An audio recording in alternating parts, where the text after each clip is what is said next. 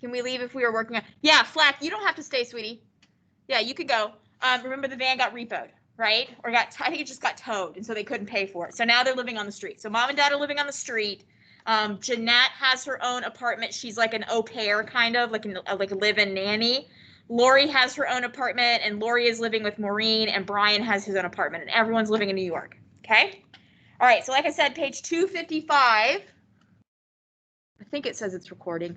Guys, make sure that you keep your cameras off, though, because I'm recording for privacy issues. Keep your cameras off. All right. Mom and Dad called regularly from payphones to check up on us, and once or twice a month, we'd all get together at Lori's.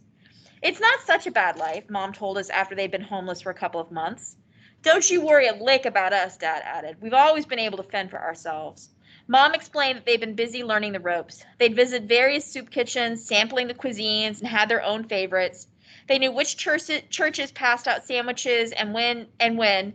They'd found public libraries with good bathrooms where you could wash thoroughly. We washed as far down as possible and as far up as possible, but we don't wash all that's possible, was how Mom put it. And brush your teeth and shave. They fished newspapers from the trash cans and looked up free events. They went to plays and operas and concerts in the park, listened to a string quartet and piano recitals in office building lobbies, attended movie screenings, and visited museums. When they first became homeless, it was early summer, and they slept in the park benches or in the bushes that lined the park paths. Sometimes a cop would wake them up and tell them to move, but they'd just find some other place to sleep. During the day, they'd stash their bedrolls in the underbrush. You can't live like this, I said. Why not, Mom said. Being homeless is an adventure. As fall came and the days shortened and the weather cooled, Mom and Dad began spending more time in the libraries, which were warm and comfortable, and some of which remained open well into the evening. Mom was working her way through Balzac, and Dad had become interested in chaos theory and was reading Los Alamos Science in the Journal of Statistical Physics. He said it had already helped his pool game. What are you going to do when winter comes? I asked Mom. She smiled. Winter's one of my favorite seasons, she said. I didn't know what to do. Part of me wanted to do whatever I could to take care of Mom and Dad, and part of me just wanted to wash my hands of them. The cold came early that year, and every time I left the psychologist's apartment, I found myself looking into the faces of homeless people I passed on the street, wondering each time if one of them would turn out to be Mom or Dad. I usually gave homeless people whatever spare change I had, but I couldn't help feeling like I was trying to ease my conscience about Mom and Dad wandering the streets while I had a steady job and a warm room to come home to. One day, I was walking down Broadway with another student named Carol when I gave some change to a young homeless guy. You shouldn't do that, Carol said. Why? It only encourages them. They're all scam artists anyway. What do you know? I wanted to ask. I felt like telling Carol that my parents were out there too, and she had no idea what it was like to be down on your luck with nowhere to go and nothing to eat. But that would have meant explaining who I really was, and I wasn't about to do that. So the next street corner, I went on my way without saying a thing. I knew I should have stood up for Mom and Dad. I'd been pretty scrappy as a kid, and our family had always fought for one another. But back then, we'd had no choice. The truth was, I was tired of taking on people who ridiculed us for the way we lived.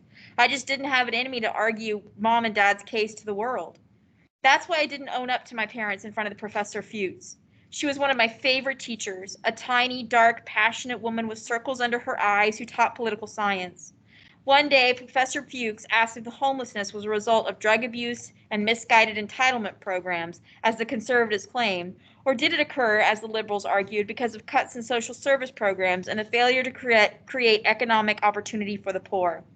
Professor Fuchs called on me. I hesitated. Sometimes I think it's neither. Can you explain yourself? I think that maybe sometimes people get the lives they wanted. Are you saying homeless people want to live on the street? Professor Fuchs asked. Are you saying they don't want warm beds and roofs over their heads? Not exactly, I said. I was fumbling for words. They do, but if some of them are willing to work hard and make compromises, they might have ideal lives, but they could make ends meet. Professor Fuchs walked around from behind her lectern. What do you know about the lives of the underprivileged? She asked. She was practically trembling with agitation. What do you know about the hardships and obstacles of the underclass and what it faces? The other students were staring at me. You have a point, I said. That January, it got so cold you could see chunks of ice the size of cars floating down the Hudson River. On one of those midwinter nights, the homeless shelters filled up quickly. Mom and Dad hated the shelters. Human cesspools, Dad called them.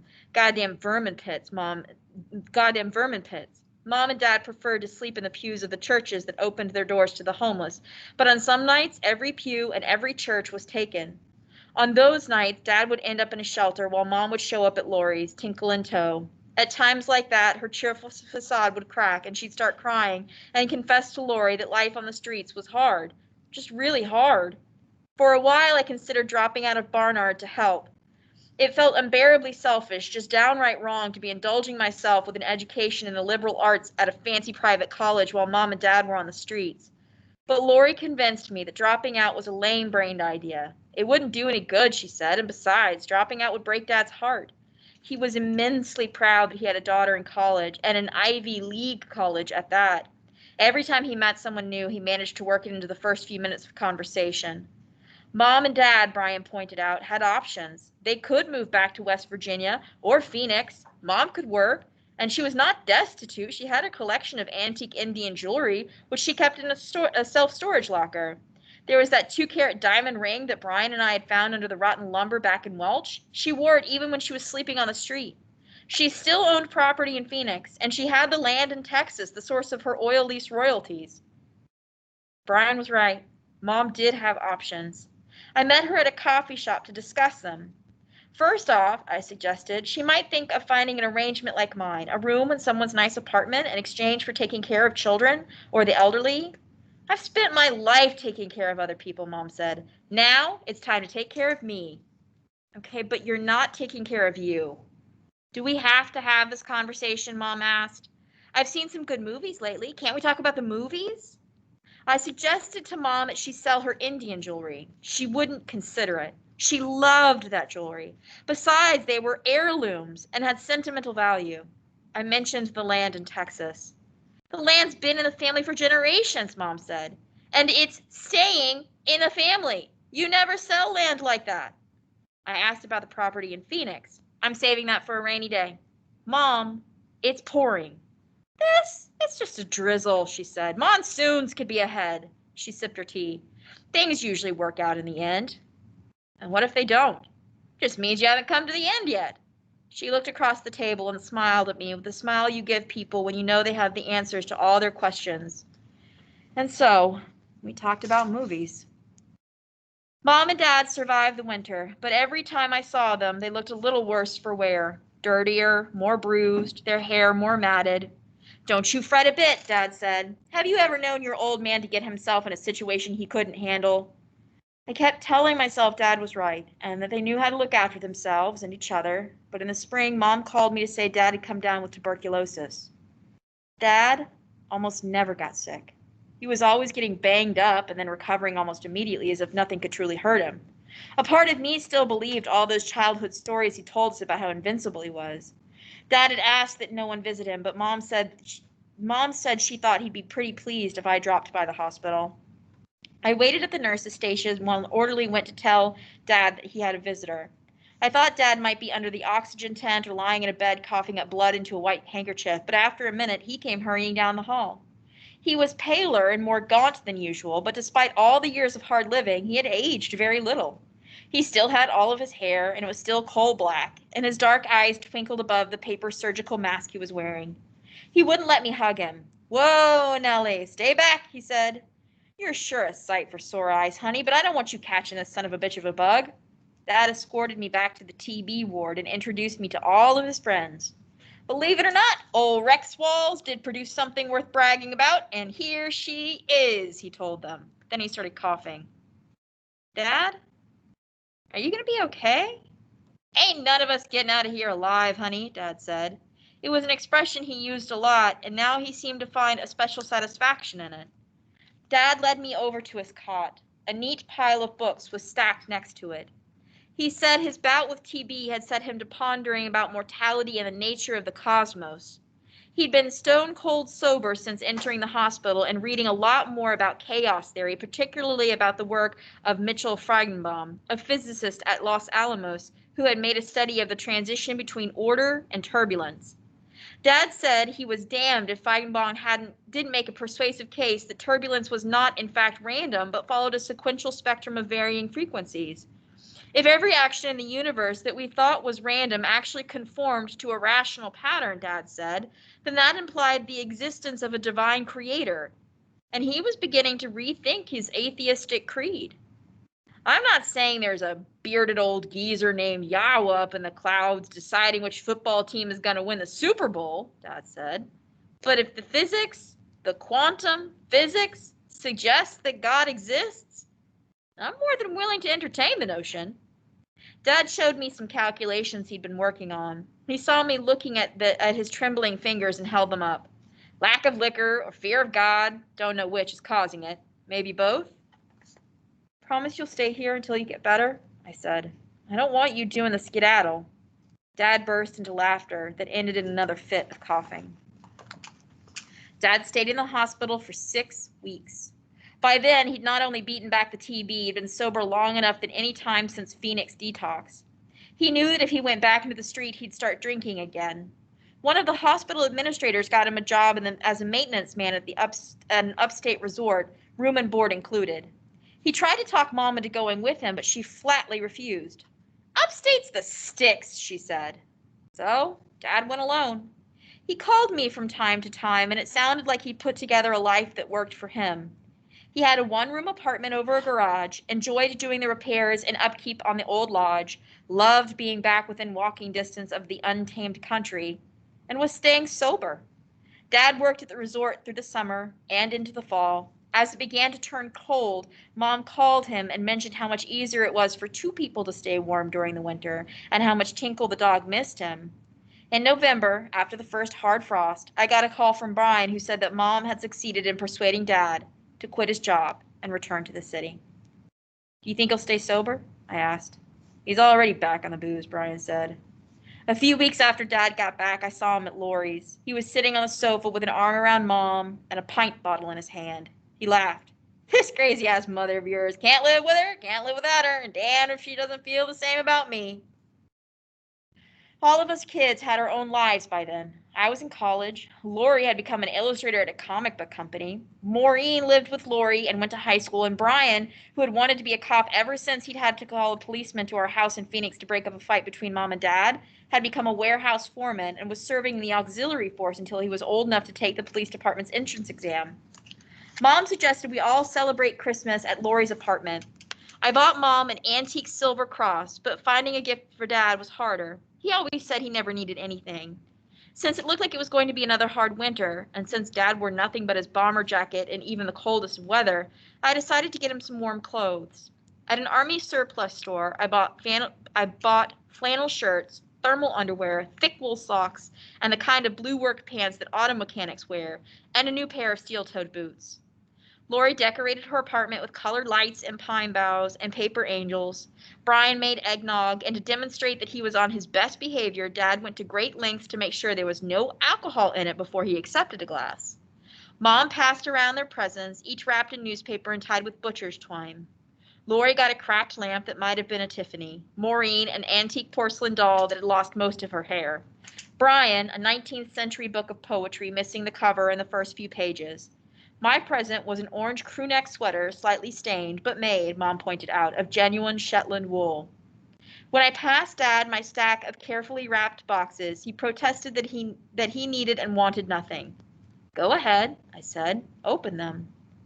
I watched as he carefully removed the wrapping. He lifted the lids and stared at the folded clothes.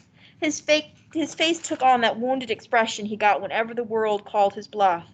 You must be mighty ashamed of your old man, he said. What do you mean? You think I'm some kind of a goddamn charity case.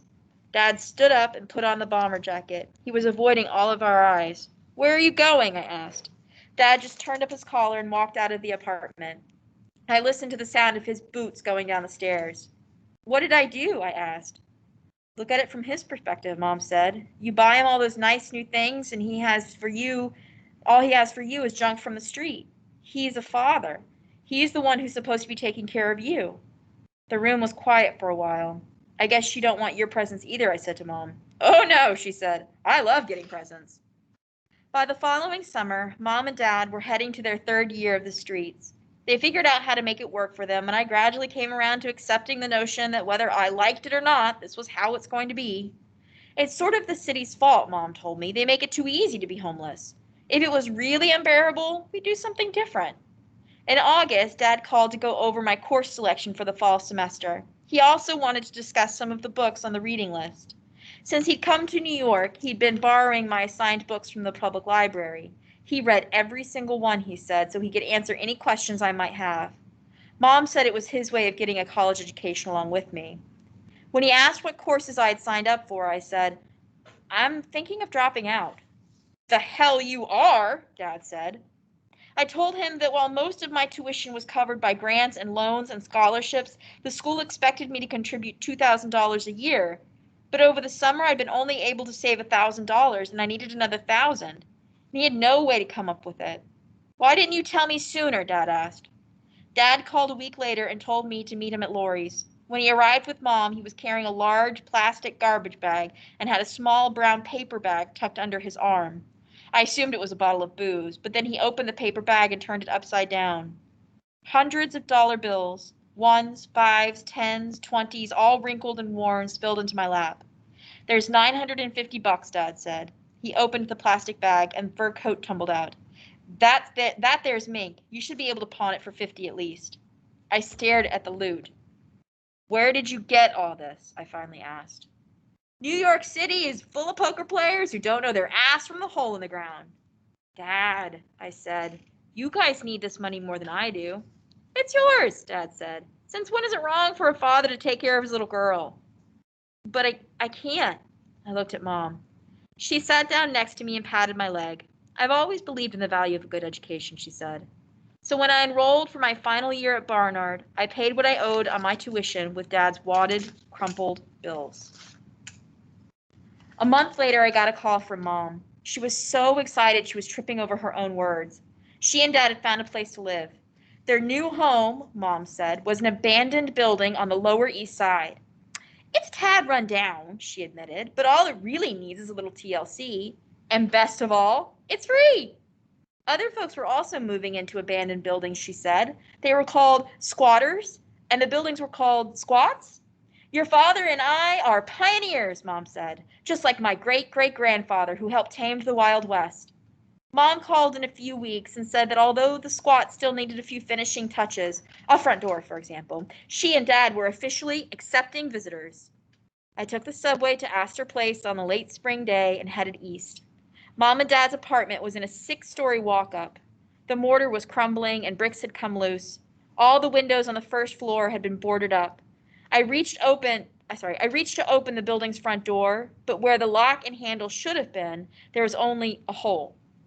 Inside, a single naked light bulb hung from a wire in the hallway. On one wall, chunks of plaster had crumbled away, revealing the wooden ribs and pipes and wiring. On the third floor, I knocked on the door to Mom and Dad's apartment and heard Dad's muffled voice. Instead of the door swinging inward, fingers appeared on both sides, and it was lifted out of the frame altogether.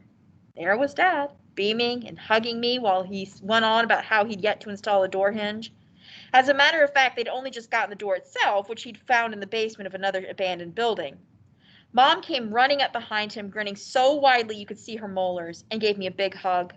Dad knocked a cat off a chair, they'd already taken in a few strays, and offered me a seat. The room was crammed with broken furniture, bundles of clothes, stacks of books, and Mom's art supplies. 4 or 5 electric space heaters blasted away. Mom explained that Dad had hooked up every squat in the building to an insulated cable he'd had hot wired off a utility pole down the block. We're all getting free juice, thanks to your father, Mom said. No one in the building could survive without him. Dad chuckled modestly. He told me how complicated the process had been because the wiring in the building was so ancient. Damnedest electrical system I'd ever seen, he said. The manual must have been written in hieroglyphics. I looked around and it hit me that if you replaced the electric heaters with a coal stove, this squat on the Lower East Side looked pretty much like the house on Little Hobart Street. I had escaped Welch once, and now, breathing in those same old smells of turpentine, dog hair, dirty clothes, stale beer and cigarette smoke, and unrefrigerated food slowly going bad, I had the urge to bolt. But Mom and Dad were clearly proud, and I listened to them talk, interrupting each other in their excitement to correct points of fact and filling gaps of the story, about their fellow squatters and their friends they'd made in the neighborhood, and the common fight against the city's housing agency. It became clear they'd stumbled on an entire community of people like themselves, people who lived unruly lives battling authority, and who liked it that way. After all those years of roaming, they'd found a home. I graduated from Barnard that spring. Brian came to the ceremony, but Lori and Maureen had to work, and Mom said it would just be a lot of boring speeches about the long and winding road of life. I wanted Dad to come, but chances were he'd show up drunk and try to debate the commencement speaker. I can't risk it, Dad, I told him. Hell, he said, I don't have to see my mountain goat grabbing a sheepskin to know that she got her college degree. The magazine where I'd been working 2 days a week had offered me a full-time job. What I needed was a place to live. For several years, I had been dating a man named Eric, a friend of one of Lori's eccentric genius friends, who came from a wealthy family, ran a small company, and lived alone in an apartment on Park Avenue in which he'd been raised. He was detached, almost fanatically organized, a man who maintained detailed time management logs and who could recite endless baseball statistics. But he was decent and responsible, he never gambled or lost his temper, and always paid his bills on time. When he heard that I was looking for a roommate to share an apartment, he suggested I move in with him. I couldn't afford half the rent, I told him, and I wouldn't live there unless I could pay my own way. He suggested that I begin by paying what I could afford, and as my salary went up, I could increase my payment. He made it sound like a business proposition, but a solid one, and after thinking it over, I agreed. When I told my dad about my plans, he asked if Eric made me happy and treated me well. Because if he doesn't, Dad said, I will, by God, kick his butt so hard his asshole will be up between his shoulder blades. He treats me fine, Dad, I said. What I wanted to say was that I knew Eric would never try to steal my paycheck or throw me out a window. That I'd always been terrified I'd fall for a hard-drinking, hell-raising, charismatic scoundrel like you, Dad. But I'd wound up with a man who was exactly the opposite. All my belongings fit into 2 plastic milk crates and a garbage bag. I hauled them to the street, hailed a taxi, and took it across town to Eric's building. The doorman in a blue uniform with gold piping hurried out from under the awning and insisted on carrying the milk crates into the lobby. Eric's apartment had cross-beamed ceilings and a fireplace with an Art Deco mantel. I actually live on Park Avenue, I kept telling myself as I hung my clothes in the closet Eric had cleared out for me. Then I started thinking about Mom and Dad. When they had moved into their squat, a 15-minute subway ride south and about half a dozen world away, it seemed as if they had finally found their place where they belonged. And I wondered if I had done the same. All right, so I'm going to go ahead and stop there. Let me stop the recording.